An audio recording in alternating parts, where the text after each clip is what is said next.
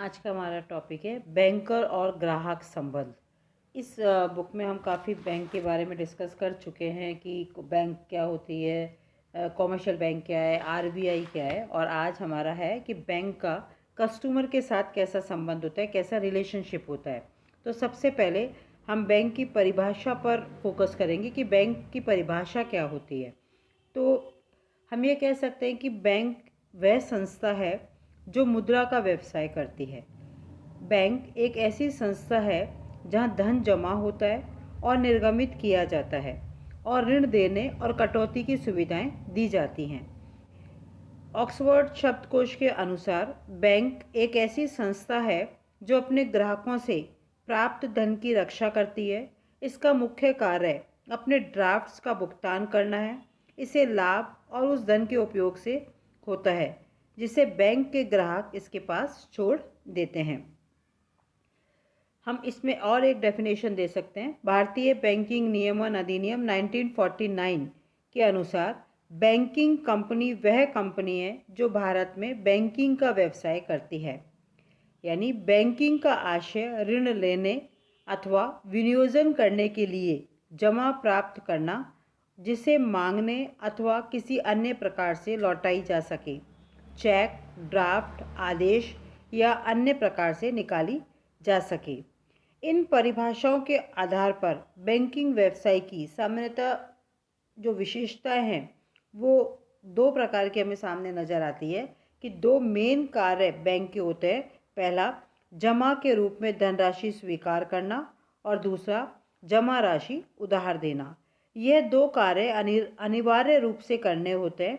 यदि जमा राशि लेने का उद्देश्य उसे उधार देने या निवेश करना नहीं है तो इस व्यवसाय को बैंकिंग व्यवसाय नहीं कहा जाएगा। इस प्रकार पहला पॉइंट है हमारा, जनता से जमा के रूप में धनराशि स्वीकार करना। बैंक में कोई भी व्यक्ति निर्धारित नियम और व्यवस्था के अंतर्गत खाता खुलवाकर धनराशि जमा करवा सकता है। अर्थात बैंकर ऐसा कोई प्रतिबंध नहीं लगा सकता कि किसी वर्ग विशेष के व्यक्ति ही खाता खुलवा सकेंगे। यदि कोई संस्था अपने सदस्यों से ही जमा स्वीकार करती है तो उसे बैंकर नहीं कह सकती। बैंकर कहलाने के लिए यह आवश्यक है कि लोग इस बात से परिचित हो कि वह जमा राशि लेने का व्यवसाय करती है। सेकेंड पॉइंट है जमा धन निकालने की सुविधा। जमा की गई राशि जमाकर्ता या आदेशित किसी व्यक्ति, संस्था को या समझौते की शर्तों के अनुसार पुनः भुगतान करने योग्य होनी चाहिए। बैंकर जमा धन को अपनी इच्छा से ग्राहक को वापस नहीं लौटा सकता। जमाकर्ता द्वारा उसकी मांग करना अनिवार्य होता है। राशि निकालने की मांग उचित समय पर निर्धारित प्रपत्र के माध्यम से ही की जानी चाहिए। आजकल धन निकालने की सुविधाओं का विस्तार कर दिया गया है। अब एटीएम और इंटरनेट आदि के माध्यम से भी बैंक के साथ व्यवहार किया जा सकता है। तीसरा पॉइंट है हमारा, नाम के साथ बैंक, बैंकिंग या बैंकर शब्द का प्रयोग। भारत में बैंकिंग का व्यवसाय करने वाली प्रत्येक कंपनी, संस्था को अपने नाम के साथ बैंक, बैंकिंग या बैंकर किसी एक शब्द का प्रयोग करना अनिवार्य होता है।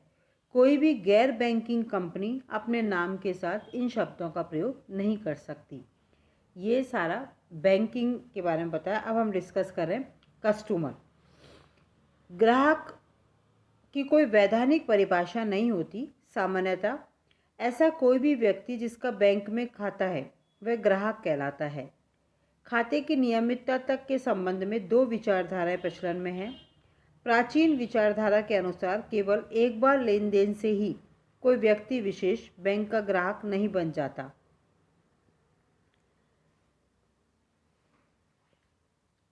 बैंक के साथ खाता खोलकर केवल प्रथम जमा के व्यवहार से कोई व्यक्ति बैंक का ग्राहक बनने का दावा नहीं कर सकता।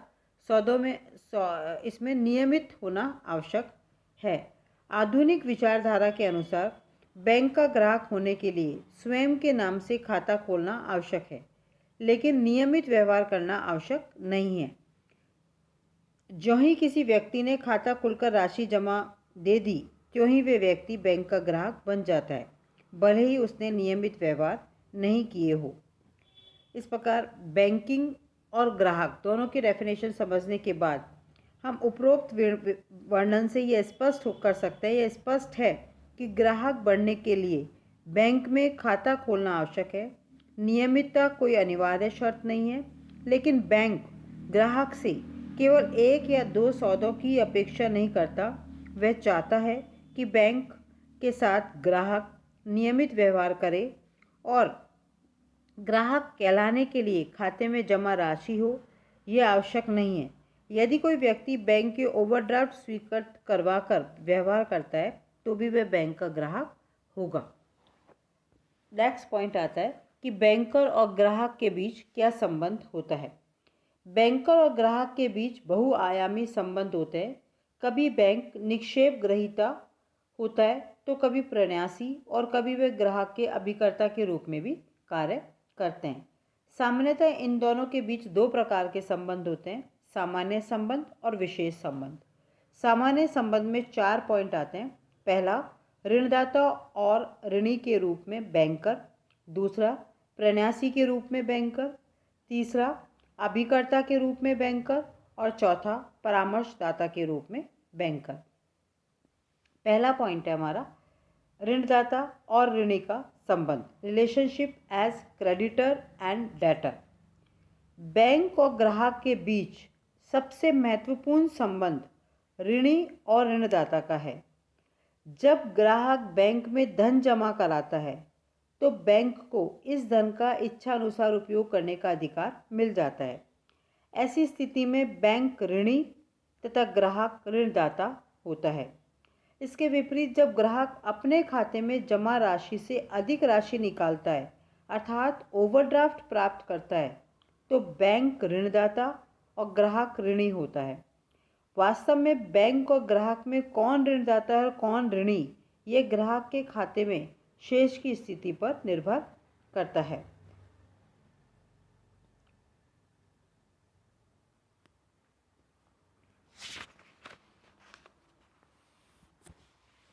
बैंक और ग्राहक के बीच ऋणी और ऋणदाता संबंध की कुछ विशेषता है जो सामान्य ऋणी और ऋणदाता से अलग है। इसमें पहला पॉइंट है जमा राशि की मांग करना अनिवार्य है। यह सर्वमान्य सिद्धांत है कि बैंक ग्राहक को बिना मांगे जमा राशि लौटाने को बाध्य नहीं है। यह मान्यता पूर्णतः स्वाभाविक और न्याय संगत है क्योंकि ग्राहक द्वारा बिना मांग किए जमा राशि को बिना उचित कारण और सूचना के वापस करने का अर्थ है ग्राहक का अनुचित रूप से खाता बंद कर देना। अनुचित रूप से खाता बंद कर देने से ग्राहक को होने वाली क्षतिपूर्ति भी बैंक को सहन करनी पड़ती है। अतः बैंक को केवल अपने ग्राहकों की मांग पर ही जमा धन का भुगतान करना चाहिए। दूसरा पॉइंट है मांग का समय और स्थान उपयुक्त हो। सामान्यतः ग्राहक को भुगतान का आदेश बैंक की उसी शाखा पर प्रस्तुत करना होता है जिसमें उसका खाता हो। इसके अतिरिक्त उसे अपना यह आदेश बैंकिंग कार्य अवधि में ही प्रस्तुत करना होता है। कार्य अवधि के बाद प्रस्तुत आदेशों का भुगतान करने के लिए बैंक बाध्य नहीं है। तीसरा पॉइंट है मांग उपयुक्त ढंग से की जानी चाहिए। बैंकिंग अधिनियम के अनुसार जमाकर्ता अपनी जमा राशि का भुगतान निर्धारित प्रपत्रों और विधि के माध्यम से ही कर सकता है। ग्राहक द्वारा मौखिक अथवा टेलीफोन द्वारा दिए गए आदेश के अनुसार भुगतान करने के लिए बैंकर बाध्य नहीं होता। फोर्थ पॉइंट है समय सीमा अधिनियम। भारतीय समय सीमा अधिनियम 1908 के नियम 60 के अनुसार साधारण ऋण प्रसंविदा में 3 वर्ष की अवधि का नियम ऋण देने की तिथि से लागू होता है। बैंक के साथ किए गए व्यवहारों के संबंध में यह नियम ऋण भुगतानों की देय तिथि से लागू होता है। स्थायी जमा खाते में यह नियम उसी तिथि से लागू होगा जिस तिथि को खाते की राशि ड्यू हो जाती है। और 5वां पॉइंट है, लास्ट पॉइंट है हमारा पहला पॉइंट का, ऋणी और ऋणदाता के संबंध का पारस्परिक दायित्व। बैंक और ग्राहक के दायित्व पारस्परिक होते हैं, म्यूचुअल होते हैं। बैंक किसी व्यक्ति का खाता खोलकर यह दायित्व स्वीकार करता है कि ग्राहक के चेकों का यथा समय भुगतान करेगा और ग्राहक द्वारा दिए गए आदेशों का पालन करेगा। इस प्रकार ग्राहक भी यह दायित्व स्वीकार करता है कि वह बैंक से व्यवहार करते समय समुचित सावधानी बरतेगा। हमारे जो सामान्य कार्य है या सामान्य संबंध है, उसमें दूसरा पॉइंट है प्रन्यासी के रूप में बैंकर एज ट्रस्टी। बैंक ग्राहकों का धन, बहुमूल्य प्रपत्र और अन्य महंगी वस्तुएं सुरक्षार्थ रखते हैं। इन वस्तुओं का स्वामित्व तो ग्राहक का ही होता है, पर अधिकार बैंक के पास रहता है। बैंक का उन वस्तुओं को सुरक्षित रखने और मांगने पर वापस लौटाने का दायित्व होता है। वह एक प्रन्यासी और निक्षेप ग्रहीता के रूप में कार्य करता है। तीसरा पॉइंट है हमारा सामान्य संबंध में अभिकर्ता के रूप में, एजेंट के रूप में। बैंक और ग्राहक का एक अन्य संबंध अभिकर्ता एवं प्रदान का भी होता है। वर्तमान समय में बैंक अपने ग्राहक को अभिकर्ता के रूप में अनेक प्रकार की सेवाएं प्रदान करते हैं, जैसे ग्राहक के चेक, प्रतिज्ञा पत्र, विनिमय बिलों आदि का भुगतान प्राप्त करना, ग्राहक के ऋण पत्रों पर ब्याज, लाभांश, ऋण की राशि, मकान का किराया आदि वसूल करना, ग्राहक की ओर से ऋणों की किश्तें, ब्याज, चंदा, किराया, बीमा की किश्तें, कर आदि का भुगतान करना, ग्राहक के धन का एक स्थान से दूसरे स्थान को हस्तांतरण करना, ग्राहक की ओर से प्रतिभूतियों का क्रय विक्रय करना, ग्राहक के आदेश के अनुसार अन्य कार्य करना। इन कार्यों के करने से बैंक को पूर्व सावधानी, सतर्कता, ईमानदारी और अपने अधिकार क्षेत्र को ध्यान में रखना चाहिए। आदेशानुसार कार्य न करने पर बैंक ग्राहक के प्रति क्षतिपूर्ति के लिए उत्तरदायी ठहराया जा सकता है। बैंक को एजेंट के रूप में कार्य करते समय निम्नलिखित सावधानियां बरतनी चाहिए। स्पष्ट आदेश की आवश्यकता। बैंक को उपयुक्त कार्य करने के लिए ग्राहक से स्पष्ट और लिखित आदेश प्राप्त कर लेने चाहिए। बैंक स्थायी आदेश की पूर्ति करने के लिए तभी उत्तरदायी होता है जब ग्राहक के खाते में देय तिथि पर पर्याप्त मात्रा में धनराशि जमा हो। सेकंड पॉइंट है खर्चों की वसूली। उपयुक्त कार्यों को करने के लिए बैंक कमीशन, दलाली तथा आदि वसूल करने का अधिकार होता है और इस राशि से ग्राहक के खाते को डेबिट कर दिया जाता है। तीसरा पॉइंट है लापरवाही के लिए उत्तरदायी। यदि बैंक ग्राहक द्वारा आदेशित कार्य करने में कोई गलत व्यवहार करता है या जानबूझकर लापरवाही करता है तो भारतीय अनुबंध अधिनियम की धारा 102 के अनुसार उसे ग्राहक को होने वाले नुकसान की क्षतिपूर्ति करनी होगी। और लास्ट पॉइंट है हमारे सामान्य संबंध का परामर्शदाता के रूप में बैंकर। बैंक अपने ग्राहक को उनकी आर्थिक समस्याओं पर समय समय पर सलाह भी दे सकते हैं। ग्राहक यदि बैंक की सलाह के आधार पर कार्य करता है तो बैंक पर इस संबंध में बड़ा उत्तरदायित्व आ जाता है। बैंक को बड़ी सद्भावना, ईमानदारी और ग्राहक के हितों की सुरक्षा को ध्यान में रखकर ही सलाह देनी चाहिए, अन्यथा उसे उत्तरदायी ठहराया जा सकता है। इस प्रकार ये 4 हमारे मेन सामान्य संबंध के पॉइंट है। पहला ऋणदाता और ऋणी के रूप में, दूसरा प्रयासी के रूप में, तीसरा अभिकर्ता के रूप में और चौथा परामर्शदाता के रूप में। अब जो नेक्स्ट पॉइंट हमारा संबंध का है वो है विशेष संबंध, जो हम नेक्स्ट लेक्चर में लेंगे।